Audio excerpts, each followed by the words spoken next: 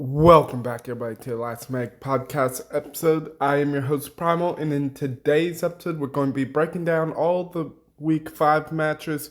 We're going to be discussing some drama slash news going on in CDL for one of the professional teams, and then we're going to power rank the teams post Week 5, and in tomorrow's video, we're going to be doing my pick'ems for the final week of Major 2 qualifiers. So, guys, make sure you hit that like button, hit that subscribe button. I greatly appreciate it, and let's crack on into things.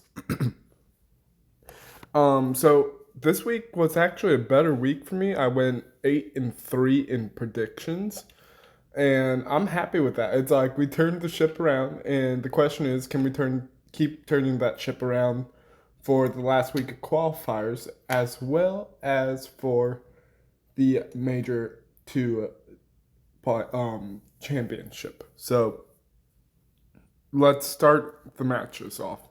So for first series of the day, we had Cloud9 versus Koi. This goes all the way to Game 5, and this was a major upset. Like, no one was really predicting Cloud9. Like, it was a 94-5 for prediction-wise.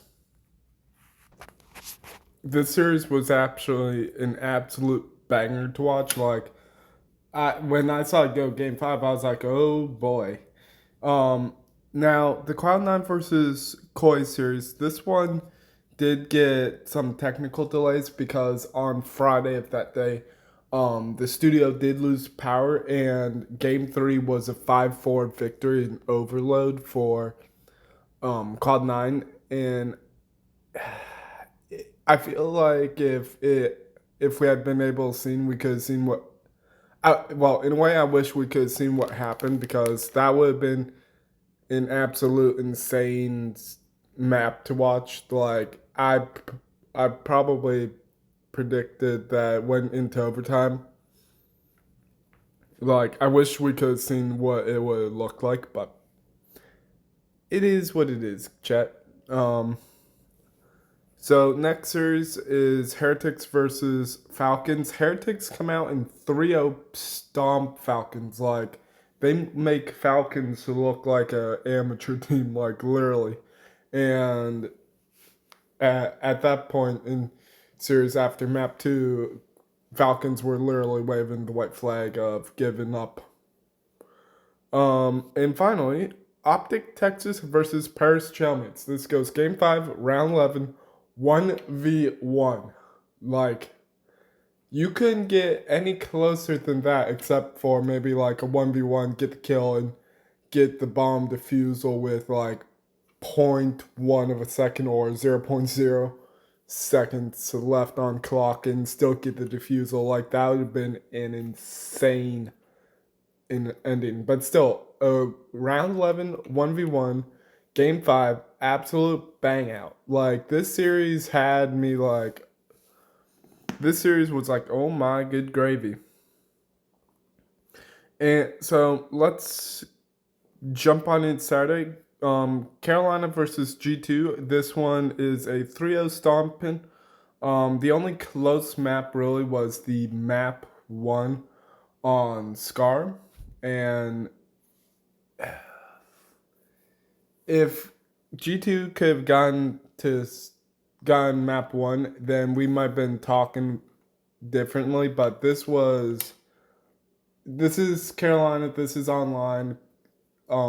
I'm calling them online wars, not LAN wars, because they still haven't proved to me that they can get the job done.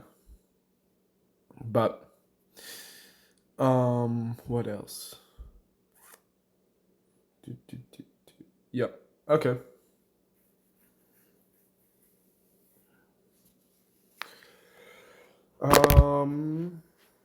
Okay, Koi versus Surge. This was an absolute bang.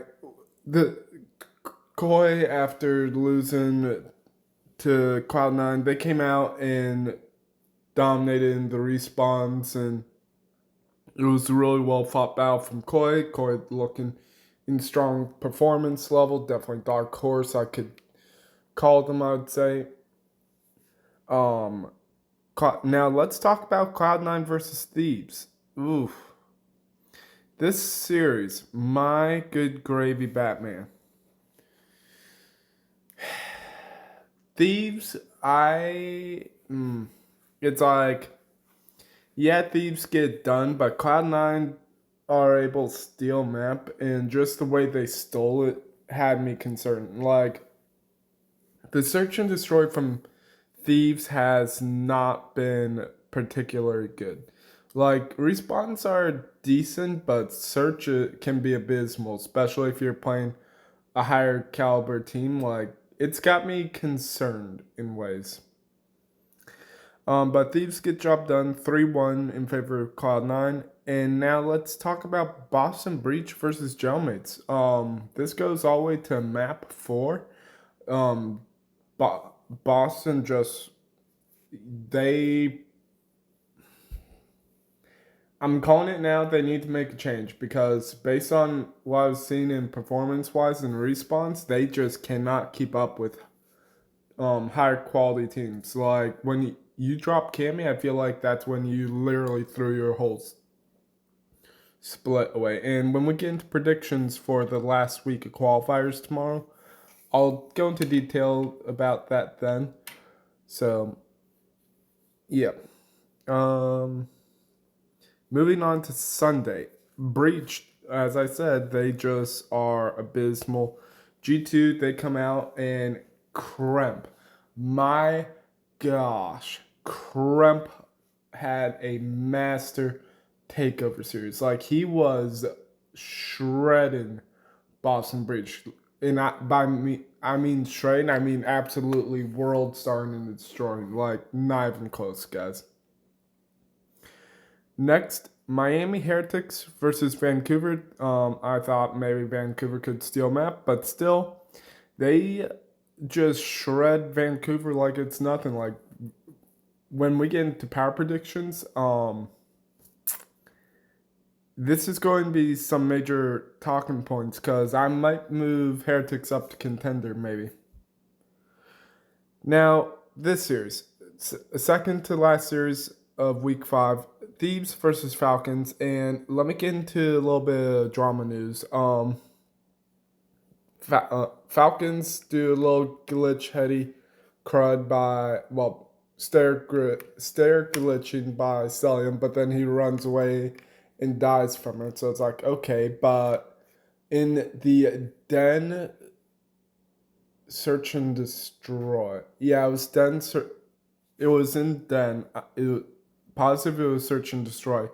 Hydra is seen stair glitching and all, and with that, the Thieves team has been blacklisted for the upcoming week of this week of scrims, and I have to say, if with no real practice for Thieves, the question then becomes, how are they going to look? Because, and I want to shout out Tactical Rab for this information.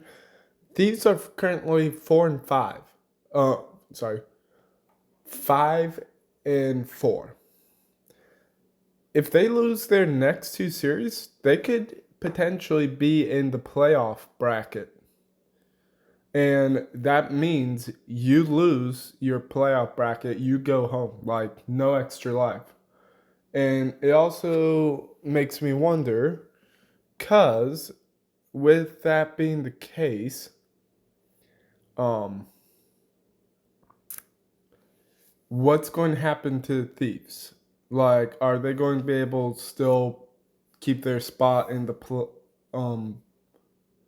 if they can get the last 2 wins, then it's like okay, didn't really bother them, but still, I'm glad to see teams are enforcing the GA and stuff this year. So Falcons versus Thieves. This was just a slammage by Falcons. Like Thieves, they literally bottle it. Yeah, nothing really more to talk about there. And finally, Carolina versus Vegas, and this is a dominant, and I mean dominant 3-0 slammage by phase. Now, let's talk about the Den Search and Destroy for map 2 for them. In round 9, hold on a second. All right, Lurks pops an insane 1v4 to get them to round 10. And then 04 aces in round, Lurks pops a 1v4, get their team to round 10, but then 04 in round 10 pops a ace to seal the map up. And let me tell you, back-to-back aces in that series to seal off the Den Search and Destroy was absolute cinema and ridiculousness. Like, I have never seen teams. I've never seen something like that before. Like, maybe we have, but still, absolute cinema. And then you get into Overload, just pure dominance from FaZe. FaZe gets their 10 points on board. So, yeah, let's move on into the power rankings. All right, so bomb teams: Carolina, Cloud9, and Vancouver. You know what? I'll put FaZe up to Dark Horse.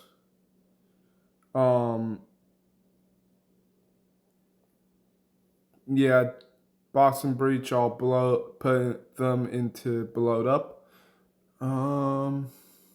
Heretics. I'll put into Contender.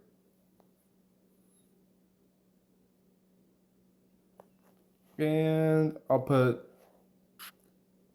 Riyadh to bomb a Dark Horse potentially. All right, so to go over each category, Blowed Up means teams not clicking. You need to make changes. Confused is playstyle and pieces not really clicking. Dark Horses teams I think could make run at a tournament or get solid wins over top teams. Contenders are teams who I see fighting for championship Sundays or who are looking to try and take that next step in their playstyle. And finally, Sunday regulars are you're going to be expecting them to win and all. So let's crack on into things. Breach, they fall Blowed Up after going 0-2 in their last weekend. And they're looking like it's going to be Cloud9 and Breach who don't make it to the Major 2 major out in Birmingham, UK for DreamHack. Carolina and Vancouver, they've shown some potential-ish online, but it's like LAN is where it matters. Like, if they just stumble and fall, then there's more issues than we're really seeing. But I'm just going to leave them there. Thieves, they're blacklisted, so I'm not sure where to put them. It's like, if they don't get strong performance, you need to look at the team can make another serious change. And with that, it comes down to who do you kick off team if it does. It's like, it's either, I don't want to say it's Scrap, but Scrap just, it could be Hydra because he's having a very lackluster year. Like it's like if you look at the scene from when competitive COD first started till now, professional players have had a bad season. Like each player has had a bad season. And Hydra's never really had a bad season, so maybe this is his bad season, but it's like, what do you do with him? Like, maybe he's having a mental block. Like, I'm not sure what's happening, guys. Now, jailmates, I did tune in to some news about the jailmates, and there are some outside factors going on. I don't want to go into politics and stuff, but there are some outside factors going on right now for them. So the question becomes, how will they deal with it? Now moving up into Dark Horse, I do put the red after they have taken down, after Celium has literally taken down his former teammates and how they have played. The question is, can they keep converting? Like, can they convert their form from online to LAN? Like, if they can convert to LAN, then oh my gosh, we might be in for a serious treat. FaZe Vegas, I still have them in Dark Horse just because but it's like, if FaZe seriously has a bad series and performance, then you need to look at making a roster change. Like, swap 04 out for not Booza, Aluka, because 04 is the guy who's given all the red flags. Like, yeah, he has pop off potential and stuff, but that lack in inconsistency is the serious concern, guys. Moving up to contender is Miami Heretics after they had a absolutely phenomenal 2-0 performance this past weekend. Bravo to them. Not much more to say except keep working on your overload. And finally, your Sunday regulars, you got OpTic Texas. What really to talk about? They're godlike. They're unbeatable. They literally went Game 5, Round 11 against jailmates and won. And it was even down to a 1v1, which was the most impressive thing too. So it's like, I've got them winning Major 2, even though it hurts my heart to say that. So, yep. All right, guys. I'll catch you in the tomorrow's episode for predictions. Make sure you like, comment, subscribe, hit that notification button. I'll catch you guys in the next one. Peace out.